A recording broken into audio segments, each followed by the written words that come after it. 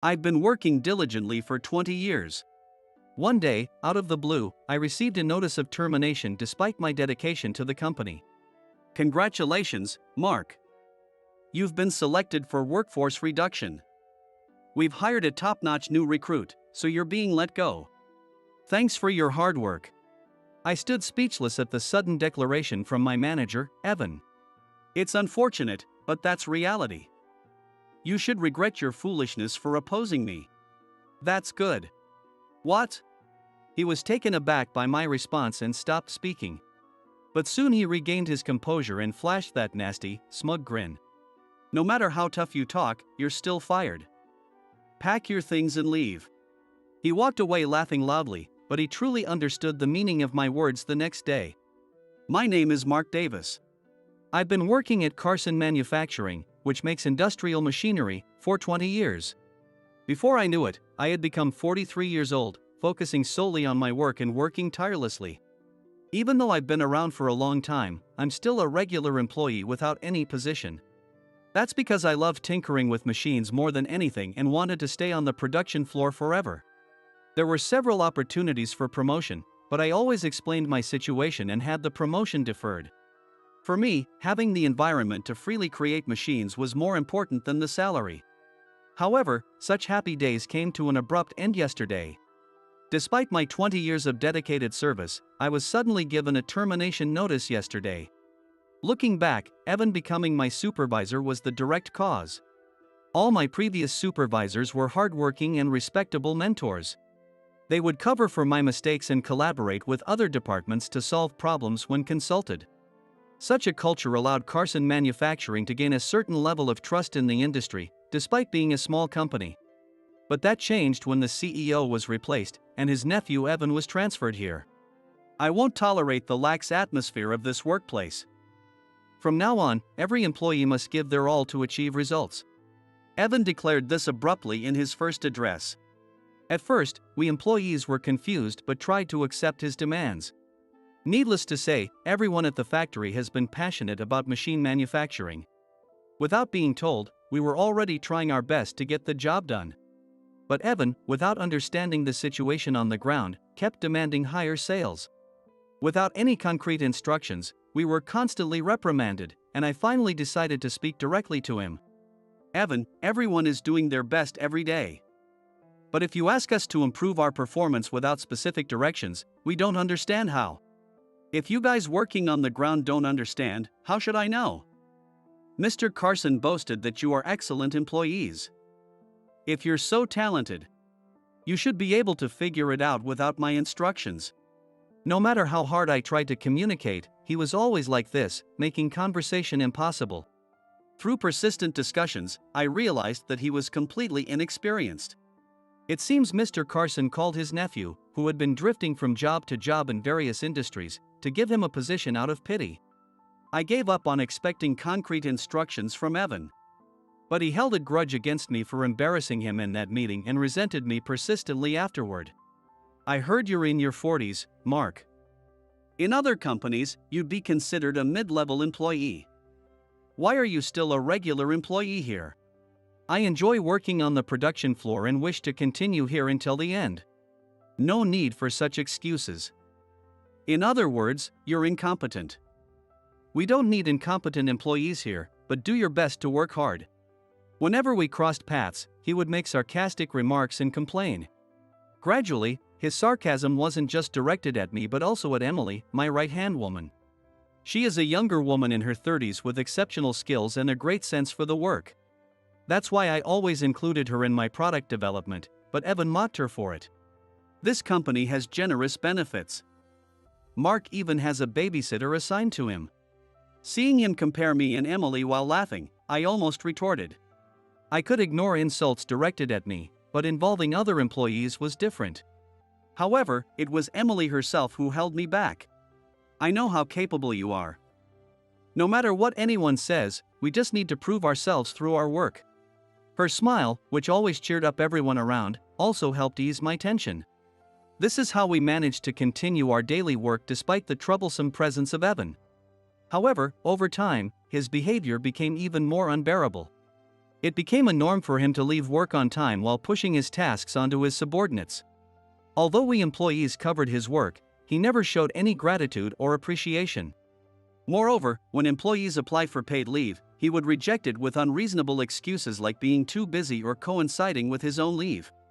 Realizing that this was unsustainable, we decided to directly complain to Mr. Carson about him. We believed that only he, being a relative, could change Evan's attitude. But the result was a complete failure. Instead of reprimanding Evan, I was the one who got scolded. "You've been with this company for 20 years, haven't you? It's your role to support Evan, yet you complain without making any effort. From now on, devote yourself more to assisting him." Hearing this directly from the CEO made me utterly disillusioned with the company. Since then, Evan has been subjecting me to various petty harassments. I've been working on developing a machine that assembles parts for about 5 years. I named it Fabs, combining fabrication and fabulous, to represent the joy of creation. Fabs was designed to handle large and heavy parts accurately, automating a wide range of assembly tasks.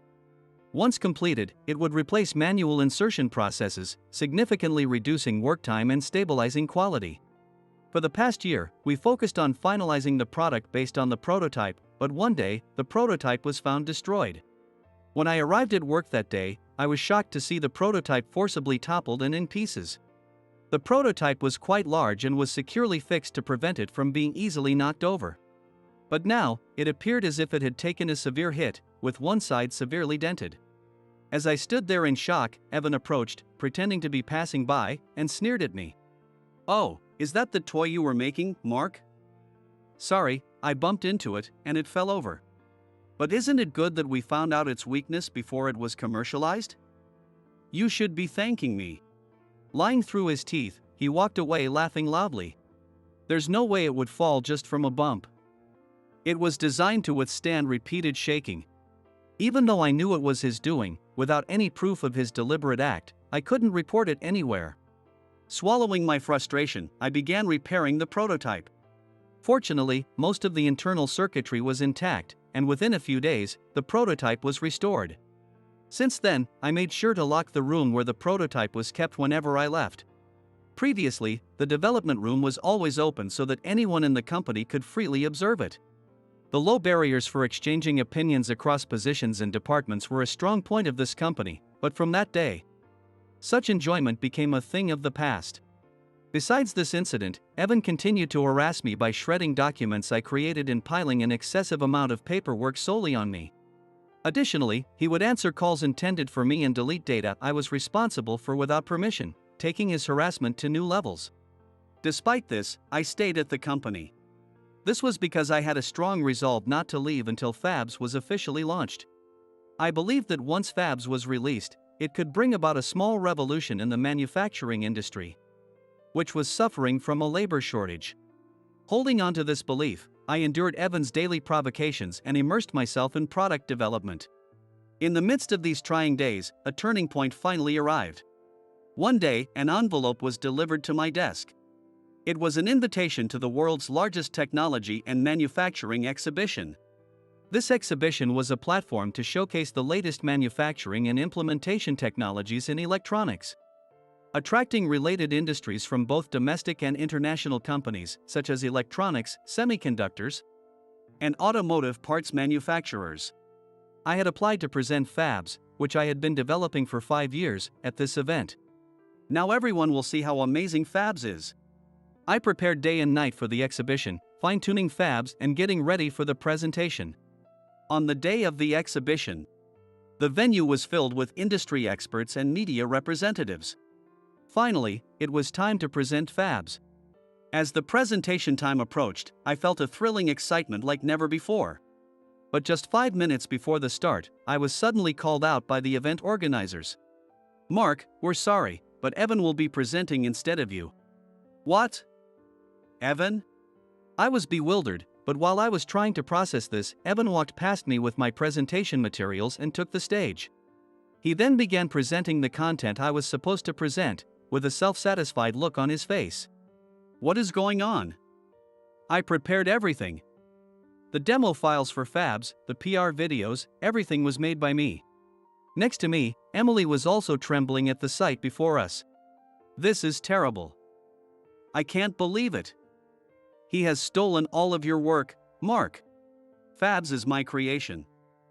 I built it from scratch and finally brought it to completion." After the presentation, Evan, completely satisfied, approached us as we stood there in shock. "Evan, what is the meaning of this? What's the problem?" "It's obvious. It's better for a department head like me to explain than a regular employee like you. Don't you understand that it increases the chances of successful deals?" he retorted, showing no remorse whatsoever. Unable to hold back, I finally let go of my usual resignation and protested. "But Fabs is my invention. You don't even understand the content of the materials you just read, do you? The employee who understands the product should be the one presenting. You just don't get it, do you? Besides, I got permission from Mr. Carson to present this machine. Are you going to go against his decision?" Seeing the smug look on his face, I realized that arguing further was pointless. He must have been waiting for an opportunity to embarrass me for a long time. When I reacted to him destroying the prototype, he probably figured out that Fabs was the most important thing to me. He had undoubtedly arranged everything in advance with Mr. Carson to take Fabs away from me. But being told it was the CEO's decision, there was nothing more a regular employee like me could do. As I stood there swallowing my frustration, Evan patted me on the shoulder and walked away with a gleeful look. "Well, since there's nothing more to discuss, I'll take my leave.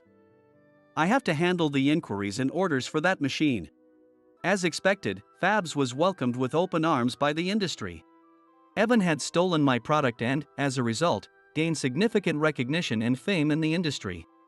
Seeing Evan and Mr. Carson reveling in their success, I finally made up my mind. The most shocking news came the day after the exhibition, today. Remembering the humiliating events of the previous day, I went to work as usual. However, my desk was completely empty. All the research I had accumulated over the years and the meticulously gathered documents were gone. What is going on here? I don't know. I have no idea. When I came in this morning, it was already like this. I asked Emily and my other colleagues, but everyone just shook their heads, clueless. After searching the department, we found that everything from my desk had been stuffed into garbage bags and left in a storage room. Who would do something like this? Emily muttered in shock, and everyone thought of the same person. At that moment, "Mark, what are you doing over there?" "Evan." Grinning smugly, Evan appeared, clearly in high spirits. He glanced at me holding the garbage bags and snorted derisively. "Rummaging through trash early in the morning? You've really hit rock bottom, haven't you? My belongings were thrown away. Do you know anything about it, Evan?" "Oh, that? It was all unnecessary, so I took care of it last night." "You should be thanking me." "What?" He casually admitted it was his doing, leaving me speechless. As I struggled to find a response, he smiled and dropped a bombshell. "Congratulations, Mark. You've been selected for workforce reduction. We're hiring a top-tier new graduate starting tomorrow, so you're fired." I was stunned by the sudden announcement. He continued, enjoying himself. "The new hire is Mr. Carson's son. He's a young, college-educated employee, totally different from an eternal regular employee like you. The machine you made, Fabs or whatever, is finished, right? That means you're no longer needed by the company. The new hire will use your desk starting tomorrow, so clear it out and leave today. In other words, you're fired. I've worked diligently for 20 years. And now you're telling me to leave by the end of today?" His grin widened even more at my response. "That's what I've been saying. A regular employee can't even understand when they're being fired. Listen, Mark, you're fired. It's unfortunate. But that's reality. You should regret the foolishness of opposing me." "That's good." "What?" He was taken aback and stopped talking. "What did you just say?" "I said that's good." "Evan, can't you understand my response? This company may be what it is now, but I've been here for 20 years. I was hesitant to submit my resignation, but since you fired me for the company's convenience, it's a different story. Now I can leave this company proudly. Hearing my words, Evan stood there, dumbfounded for a moment. But soon he shook his head, regaining his composure, and that nasty, smug grin returned to his face. Is this the howl of a loser? No matter how much you pretend to be tough, you're still fired. Pack your things and leave. I will. And by the way, I'll be taking all the unpaid vacation days I've accrued. For a lowly employee, you sure know how to use your head. Take as many days off as you want. With that, he laughed loudly and walked away. I gathered my necessary belongings and left the company. After 20 years of commuting every day, rain or shine, it ended rather abruptly. Thinking about this, I slept in late the next day, forgetting all my past fatigue. But when I woke up and saw my phone screen by my pillow, I blinked in surprise. What is with all these missed calls? There were dozens of missed calls from the workplace I had just left. They must have been calling non-stop since the start of the workday. As I sighed at the long list of missed calls, another call came in. I was tempted to ignore it, but the constant ringing was draining the battery, and it was annoying. I realized that if the calls continued like this, I wouldn't be able to use my phone properly. So, reluctantly, I decided to answer. Hello, this is Mark. Finally. How long were you going to keep me waiting? The workplace is in chaos. Get here immediately. The person yelling was, of course, Evan. Without waiting for my response, he started babbling about the situation. According to him, when he arrived at work this morning, there were no employees present. When no one showed up at the start of the workday, he began calling each employee, only to find out that everyone had resigned. Shocked, he visited the CEO's office, but found only a pale-faced Mr. Carson, with his secretary nowhere to be found. After you left yesterday, all the employees came to submit their resignations. They all said they would leave in a month and use their remaining vacation days during that month. I thought it was a joke and ignored it. But no one showed up today. I only fired Mark. Why did the other employees resign too? Evan was at a loss, and Mr. Carson had no answers either. Gradually, Evan's face turned red with panic. This means there's no one to do the handover.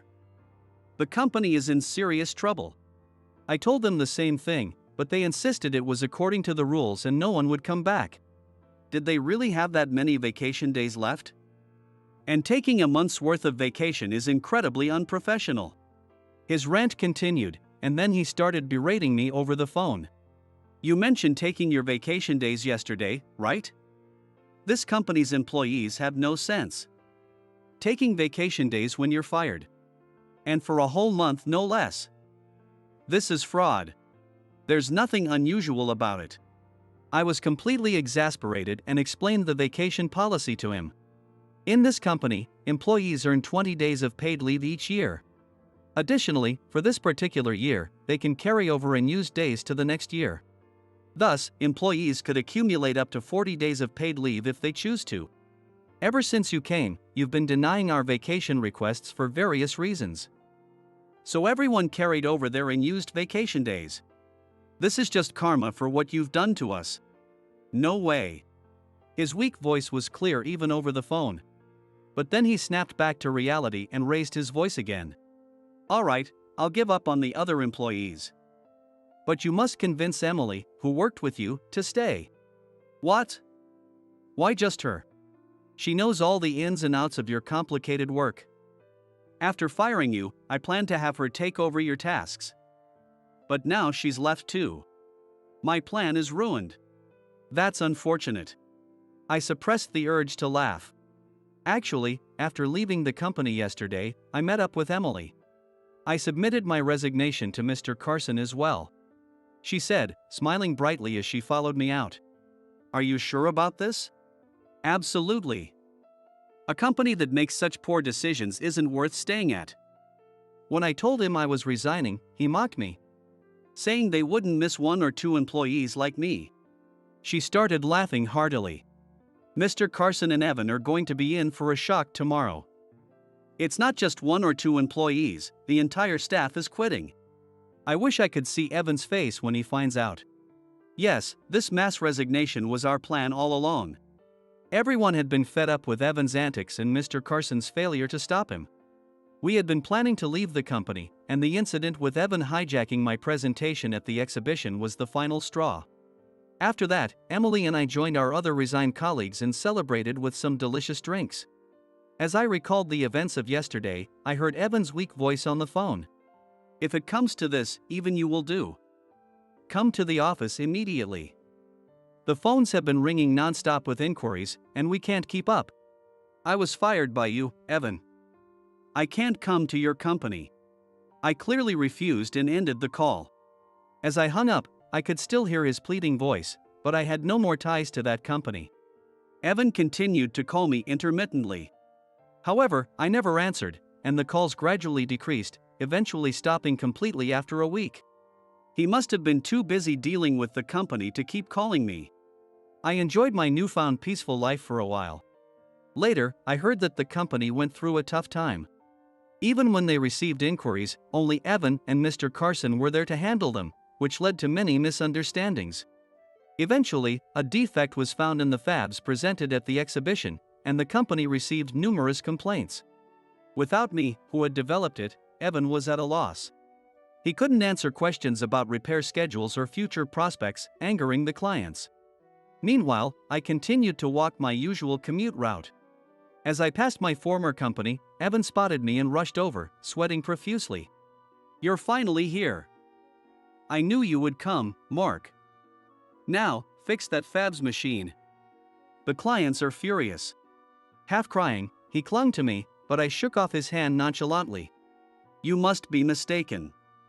I was fired from Carson Manufacturing." "Then why are you here?" "I'm on my way to my new company. From now on, I'll be working at Davis Engineering, my new startup." Evan was stunned, his eyes wide, and he turned pale, collapsing to the ground. He tried to say something, but I ignored him and headed to my new office across from Carson Manufacturing. I had always wanted to have my own company. A place where I could freely create machines, a dream come true. And with like-minded colleagues, I wanted to create products that could compete globally. As I shared my vision, my co-workers supported my plan. What started as a dream became more serious as Evan worsened the work environment. We gradually prepared for the startup, and I had intended to stay at Carson Manufacturing until the launch of fabs out of loyalty.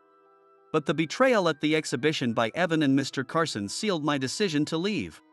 In my new office, I looked out the shiny windows inside. The data Evan presented at the exhibition included bugs from before the revisions. I had the correct data and fixed parts ready for the real presentation. If he had apologized, I might have given him the revised data, but that's impossible now. I turned to see Emily standing there with a cup of coffee. Behind me, my former colleagues were smiling warmly. Everyone who had submitted their resignations had joined my new company. I looked around at the familiar faces. All reliable friends. Let's work together and give it our all. I look forward to working with you. Encouraged by my words, my colleagues responded with bright, beaming smiles. After that, we worked together to develop the improved version of Fabs. We addressed the previous issues and launched the final product online. The response was overwhelmingly positive, and seeing this, Evan reportedly collapsed to the floor in despair, saying, "This is the end for our company." Just as he predicted, the old company stopped receiving new orders. Everyone preferred the improved version from my new company. Nobody wanted to buy the problematic old product. Evan only received repair requests, but he couldn't handle them and was soon swamped with refund demands. Shortly after, the company went bankrupt. The elite newcomer, Mr. Carson's son, had long since fled and was working at an unrelated company. Meanwhile, Mr. Carson and Evan ended up with massive debts and eventually filed for bankruptcy. After that, they tried to find new jobs, but Evan, having never worked properly, was not hired anywhere for long. The other day, Emily confided in me with a serious expression. "Actually, the other day, I saw a soup kitchen in a park in the neighboring city for people in need. Among them, I think I saw someone who looked a lot like Mr. Carson and Evan. If it really was them, their fate is tragic. But it's certain that they are reaping the consequences of their actions. Since then, my company has been steadily growing. We've been continuously improving, incorporating customer feedback to make the machine more versatile with interchangeable attachments. I intend to keep cherishing the feelings of my employees and our gratitude towards our customers. And my relationship with Emily has also blossomed. I'll always stay by your side. I want to watch the company grow alongside you. It's been a year since she confessed her feelings, and we started dating. Next month, we're getting married. I want to continue building a vibrant workplace with Emily, who understands me better than anyone else. Hand in hand with her, I step into a new future. With all my might, I will continue working tirelessly today and every day.